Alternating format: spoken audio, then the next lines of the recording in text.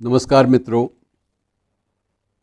कभी कभी जब कोई अलगाववाद का कोई भी सुर उठता है तो बड़ा अजीब सा लगता है। और उस वक्त ना तो इस देश की विरासत का किसी को ध्यान होता है, ना ही इस देश की परंपराओं का, किसी भी चीज़ का कोई ध्यान, कोई लिहाज। ये दोनों चीज़ें नहीं होती उनके जहन में जो अलगाववाद की बात करते हैं। अरे ये देश बड़ा विचित्र देश है। इसकी एक एक परंपरा जो है वो स्वर्ण मंडित होनी चाहिए। इसकी एक एक परंपरा को यदि आप स्वर्णाक्षरों में भी लिखवाएंगे तो भी वो कम होगी। एक आपको छोटा सा उदाहरण देता हूँ, महाराजा रंजीत सिंह का।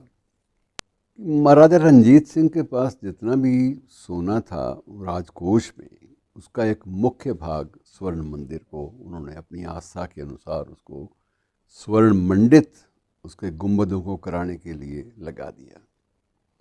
लेकिन उसके मन में ये भी था कि किसी के मन में ये भावना नहीं होनी चाहिए कि मैं सिर्फ अपने धर्म या अपनी आस्थाओं की ही परवाह करता हूँ, क्योंकि मेरा जो शासन का आधार है वो बड़ा अलग है। एक अलग संदेश मैं देना चाहता हूँ। और उन्होंने इतना ही सोना, लगभग इतना ही सोना जितना स्वर्ण मंडित को स्वर्ण आभूषणों से लाद कर उसके सोने के पतरे चढ़ाने पर खर्च किया था, उतने ही स्वर्ण कोष में से उतना ही स्वर्ण, उतना ही सोना काशी विश्वनाथ के मंदिर पर भी खर्च कर दिया। एक उसकी आस्था होती थी कि जब ये लोगों का है तो मैं इसको उस ढंग से खर्च करूंगा, उस ढंग से इसका निवेश करूंगा जिस ढंग से लोगों में पारस्परिक सौहार्द बढ़े और सभी धर्मों का या आस्थाओं का जो संदेश है, जो कि बड़ा पाकीज़ा है, बड़ा पवित्र है, वो दूर तक पहुँचे। उसकी खुशबू अपनी होती है, वो खुशबू दूर तक पहुँचे। और कई बार वो कतील शिफाई का शेर याद आता है, बड़ा खूबसूरत, कि कुछ और भी सांसें लेने पर मजबूर सा मैं हो जाता हूँ, कुछ और भी सांसें लेने पर मजबूर सा मैं हो जाता हूँ, जब इतने बड़े जंगल में किसी इंसान की खुशबू आती है।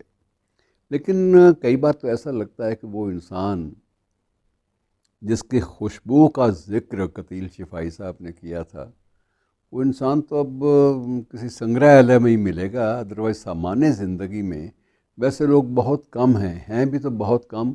और जो भी हैं वो इतने उपेक्षित हैं, इतने हाशिए पे सरकाए जा चुके हैं कि उन पर दृष्टि डालने के लिए भी एक पूरा का पूरा संकल्प लेना पड़ता है, जूझना पड़ता है उनको कोट करने के लिए भी। तो ये स्थितियां जो हैं ये एक प्रकार से बड़ी विचित्र हैं।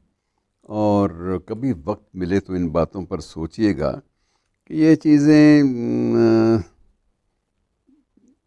कब तक हमें ज़िंदगी के सही मार्ग पर चलने में मददगार होंगी। ये गलत सोच जो है कब तक हमारे साथ निभ पाएगी, या कब तक हम इसके साथ निभ पाएंगे। ये दोनों बातें सोचने की हैं।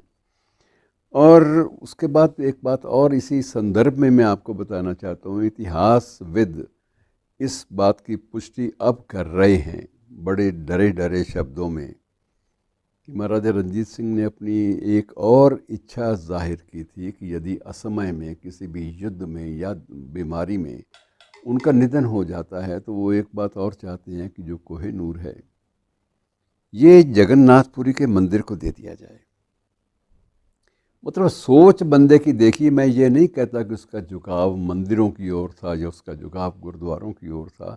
एक दृष्टिकोण, नज़रिया, पाकीज़ा किस्म का नज़रिया, साफ किस्म का नज़रिया एक शासक होते हुए जिसे कोई चुनौती देने का साहस नहीं करता था, ऐसा शासक होते हुए उस व्यक्ति ने किया और बड़े सहज भाव से किया। और इस चीज़ को उसने कहीं भी ज़्यादा प्रचारित करके अपनी शोभा को बढ़ाने या महिमा मंडित करने में खर्च नहीं किया।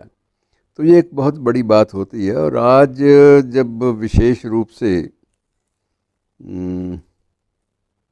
जब पूरी दुनिया का एक बड़ा हिस्सा आतंकवाद से पीड़ित है या आतंकवाद से ग्रस्त है, तो उस समय ये जो महानायक है ये याद आते हैं। इन महानायकों की सोच कैसी थी और क्या हम आने वाले समय में ऐसे महानायकों को नहीं तरसेंगे? हमें तरसना पड़ेगा। यदि हमने इनकी व्यापकता का पूरा पूरा सही आकलन ही नहीं किया।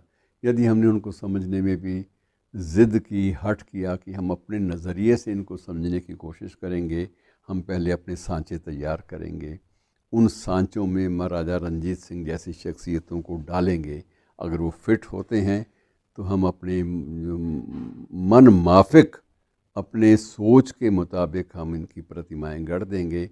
यदि फिट नहीं होते तो हाशिए पे बुहार देंगे। तो ये एक बीमार किस्म की सोच जो है, ये एक मसले पर नहीं है, मैं किसी एक मसले विशेष की ओर संकेत भी नहीं कर रहा, लेकिन ये सामान्य रूप से ये एक ऐसा तथ्य है जिसको आत्मसात किया जाना चाहिए। ये वही तथ्य है जिसे बशीर बदर ने कहा था कि लोग टूट जाते हैं एक घर बनाने में, कि लोग टूट जाते हैं एक घर बनाने में और तुम रहम नहीं खाते बस्तियां जलाने में।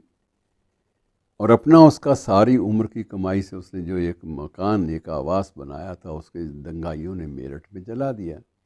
अब वो दंगाई किस किस्म के लोग थे इस बात को छोड़िए, अगर इस बात के ज़्यादा विवरण में जाएंगे तो ये बड़ा मुश्किल हो जाएगा कि वो किस मज़हब के थे, उन्होंने बशीर बद्र को क्या माना था। तो ये चीज़ें गलत संदेश की ओर जाएंगी। लेकिन मैं जो बात कहना चाहता हूँ बड़े विनम्र तेवर के साथ, बड़ी विनम्रतापूर्वक, यदि हम अपने आप को ना संभाल पाए तो निश्चित रूप से हम एक बार फिर उस अंधकार में चले जाएंगे, जिस अंधकार की गर्त में जाने के बाद लोग कहते हैं कि वहाँ कोई दलीलें, कोई तर्क काम ही नहीं करते।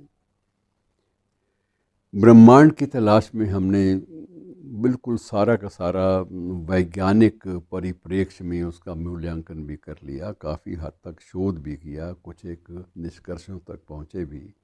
लेकिन एक निष्कर्ष जो डराने वाला वो यही था कि इसमें इतनी तलाश में हम कहीं उस मोड़ पे ना पहुंच जाएं जिस मोड़ की ओर बहुत सारे अनुसंधान, बहुत सारी खोजें, बहुत सारे सर्वेक्षण संकेत करते हैं कि एक ऐसा भी स्थान है या एक ऐसा भी वातावरण है जहां पहुंचकर कुछ भी दिखाई नहीं देता, और वहां जितने भी तर्क हैं, जितनी दलीलें हैं, जितने भी एक सात्विक तत्व हैं, जितने भी एक सदाचार या मिठास फैलाने वाले जो खुशबूदार जो बातें हैं, सुगंधित, वो सारी की सारी कहीं वो समाप्त हो जाती हैं। वहाँ जाकर ना तो बुद्धि काम करती है, ना दिल की धड़कनें काम करती हैं, और ना ही को तर्क कोई भी उस वक्त पुख्ता नज़र आता है, ठोस नज़र आता है, और उस वक्त सिवाय अंधेरे के और कुछ नहीं होता।